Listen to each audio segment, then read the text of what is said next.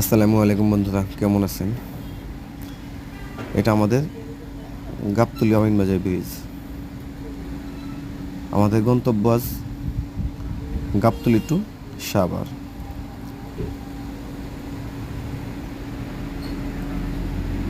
আমরা সাভার উদ্দেশ্যে রওনা দিচ্ছি। দুনিয়াটা কিছু নয়, দুদিনের বর। এই আমি বেঁচে আছি, এই আমি লাশ। কার কখন ডাক আসে জানে না তো কেউ।